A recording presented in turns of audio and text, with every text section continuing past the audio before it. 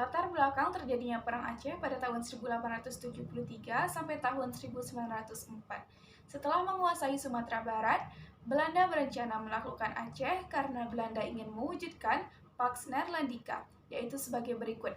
Yang pertama, menguasai seluruh Nusantara termasuk Pulau Sumatera, serta membebaskannya dari segala pengaruh dan intervensi dari negara lain, seperti Inggris, Prancis, dan Amerika Serikat. Yang kedua, memperluas akses seluas-luasnya bagi pengusaha-pengusaha swasta lokal dan asing untuk melakukan ekonomi di Nusantara, terutama untuk membuka perkebunan dan pertambangan. Di dalam kurun waktu tersebut, Belanda juga menerapkan kebijakan pintu terbuka di Hindia Belanda Nusantara. Sudah sejak tahun 1820-an, Aceh berkembang menjadi sebuah kekuatan politik dan perdagangan. Aceh memang sangat strategis secara ekonomi. Wilayah ini merupakan wilayah penghasil lada yang sangat besar, dan lada merupakan penghasilan bagi pengusaha-pengusaha lokal yang berada di bawah kekuasaan Aceh. Mereka telah berdagang bebas dengan para pedagang dari Inggris, Prancis, dan Amerika Serikat. Belanda juga ingin menguasai perdagangan lada. Dalam perkembangan selanjutnya, yaitu sejak tahun 1880-an, motivasi mereka bertambah, yaitu ingin menguasai sumber minyak yang ada di wilayah Aceh Utara. Sementara itu, Traktat London pada tahun 1824 tetap memungkinkan Inggris berdagang secara leluasa di Pulau Sumatera, serta pendirian Penang pada tahun 1786 dan Singapura pada tahun 1819 membuat hubungan perdagangan Inggris dengan Sumatera semakin meningkat. Bagi wilayah Aceh, Bengkulu, dan Palembang, dan Tanah Minang sangat berharga untuk dilepas oleh Belanda. Oleh karena itu, Inggris berkepentingan untuk selalu menaruh perhatian pada seluruh sesuatu yang terjadi di Selat Melaka, yaitu merupakan jalur perdagangan antara Tiongkok dan India yang menjadi tujuan akhir dari kegiatan perdagangan di wilayah-wilayah tersebut. Itulah sebabnya ketika Belanda di dalam perundingan dengan Raja Siak pada tahun 1853 atau perjanjian Siak menetapkan wilayah Alas dan Langkat sebagai wilayah Siak. Inggris merasa keberatan. Dua wilayah pelabuhan lada ini memang seharusnya berada pada bawah penguasaan Aceh. Pada tahun 1863 sampai 1865, Inggris mengirimkan kapal-kapal perang kepada pelabuhan tersebut.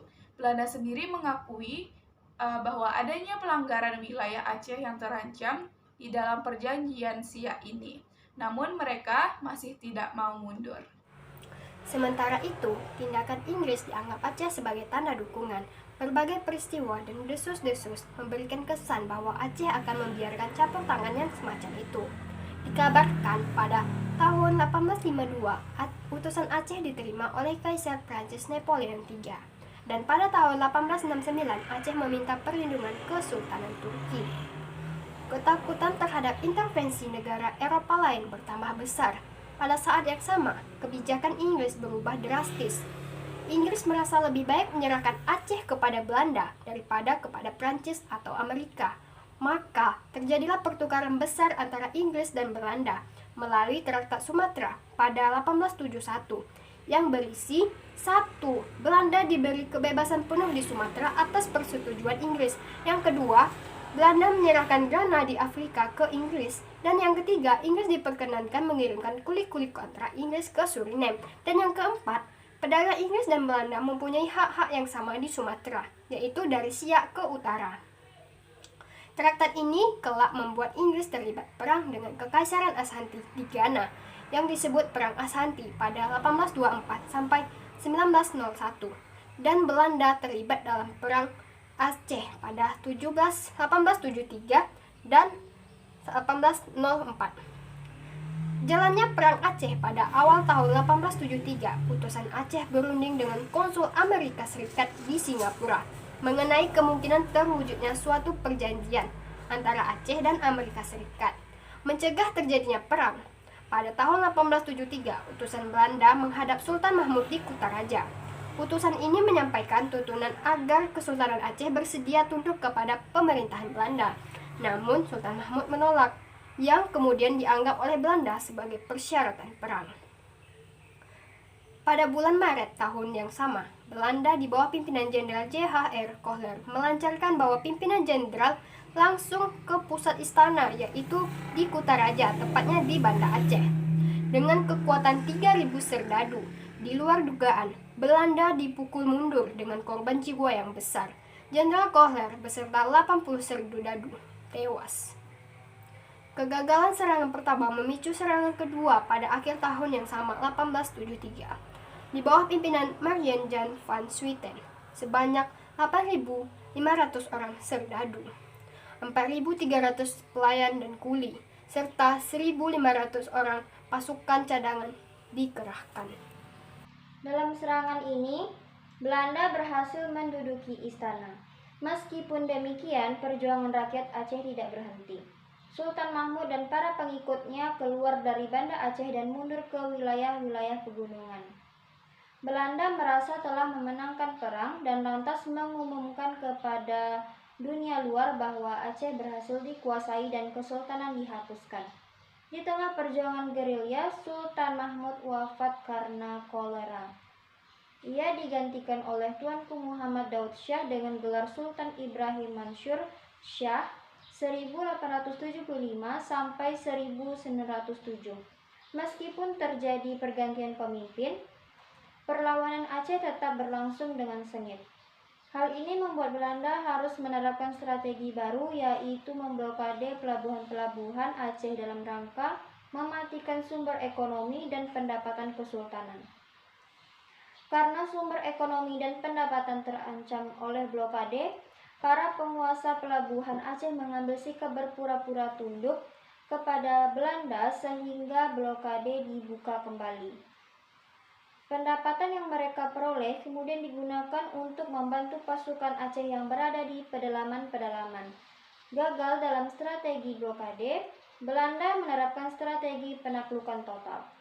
Mereka bergerak maju dan menyerang dan membakar desa-desa. Rakyat melarikan diri ke pegunungan dan melanjutkan perlawanan.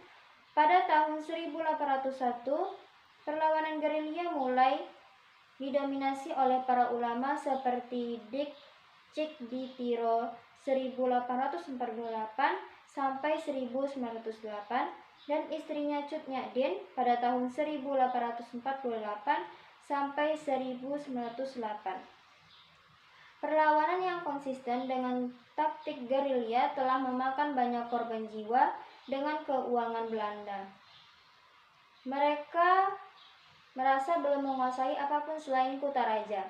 Karena itu, dalam rangka penghematan, pada tahun 1884 sampai 1885, markas besar Belanda di Batavia memerintahkan agar perang dihentikan. Kesempatan ini dimanfaatkan rakyat Aceh untuk berkonsolidasi. Alhasil, banyak wilayah pedalaman akhirnya kembali ke genggaman mereka. Di tengah situasi damai itu, pada tahun 1893, secara mengejutkan Teuku Umar dan pasukannya menyerah kepada Belanda. Belanda menyambut gembira, bahkan langsung mengangkatnya sebagai panglima perang. Selain itu, pasukannya diberi senjata serta perbekalan lengkap. Hanya berselang 3 tahun, pada tahun 1896, Teuku Umar dan seluruh pasukannya kembali bergabung dengan rakyat Aceh untuk melancarkan serangan bergerilya terhadap Belanda. Atas saran Cesnok Hugronje 1857 hingga 1936, penasehat utama pemerintah kolonial dalam hal masalah Islam, Belanda mengubah strategi. Hugronje mengusulkan satu-satunya cara menguasai Aceh adalah meredakan perlawanan dari kaum ulama yang fanatik. Mereka harus dikalahkan. Sementara itu, untuk menjaga kestabilan, pemerintah Belanda harus menjalin kerjasama dengan para ulu belang, yaitu pemimpin adat atau golongan sekuler. Kali ini, perang dipimpin oleh J.B. van Heut 1851 hingga 1924. Langkah pertamanya adalah mencari kaum ulu belang untuk bekerja sama. Setelah bersedia, Hugronje mengajukan suatu kesepakatan politik dengan mereka. yang disebut dengan pernyataan singkat atau Korte Verklaring, isinya bahwa penguasa Aceh menguasai kekuasaan Belanda serta tunduk pada perintah-perintahnya. Pernyataan yang diperkenalkan pertama kali di Aceh pada tahun 1898 ini kemudian menjadi perjanjian standar yang berlaku untuk raja-raja di Nusantara. Selanjutnya, raja-raja lokal di Aceh diangkat menjadi semacam bupati seperti di Jawa. Perjanjian serta persekutuan Belanda dengan para ulu belang mengakibatkan terjadinya perpecahan dan pertumpahan darah yang lebih besar di antara rakyat Aceh. Pasca persekutuan itu, misalnya Belanda membentuk pasukan Marsose, yaitu pasukan gerak cepat untuk menghancurkan kantong-kantong pertahanan rakyat Aceh. Pasukan inilah yang menewaskan Teuku Umar pada tahun 1899 ketika Belanda melancarkan serangan ke Mulabo. Pada tahun 1903, dibentuk suatu pemerintahan yang lebih stabil yang didasarkan pada persekutuan dengan rakyat ulu belang. Pada tahun 1903, Sultan Ibrahim Mansur Shah atau Tuanku Daud Shah menyerah, namun ia tetap menjalani hubungan dengan para gerilyawan. Pada tahun 1907, ia merencanakan suatu serangan terhadap garnisun Belanda di Banda Aceh. Namun gagal, ia kemudian ditangkap dan diasingkan. Perlawanan dilanjutkan oleh Cut Nyak Dien dan berakhir ketika Cut Nyak Dien ditangkap tahun 1905, lalu diasingkan ke Sumedang, Jawa Barat. Sampai wafatnya tahun 1908, perlawanan rakyat dengan skala yang lebih kecil terus terjadi setelah itu. Pada masa pendudukan Belanda, Aceh dikembangkan menjadi daerah budidaya tanaman ekspor dengan tanah Gayo Aceh Tengah. Misalnya, dikembangkan sebagai pusat budidaya tanaman kopi, tembakau, dan damar. Dengan tempat pengolahan kopi dan damar di pusat kawasan Takengon. Selanjutnya, daerah Tamiang dan Langsa dikembangkan sebagai tempat budidaya karet sejak tahun 1907. Tamiang juga dijadikan daerah perkebunan kelapa sawit sekitar tahun 1911. Karet dan kelapa sawit baru mulai ditanam di Aceh Barat sejak tahun 1919. Sementara itu, sumber minyak di Langka mulai dikelola sejak tahun 1898. Sebelumnya, pada tahun 1868, perjanjian tembakau di Delhi ditandatangani Belanda dengan Sultan Delhi. Pada waktu itu, baik Delhi, Serdang maupun Langkat merupakan bagian dari wilayah yurisdiksi atau kekuasaan Kesultanan Aceh.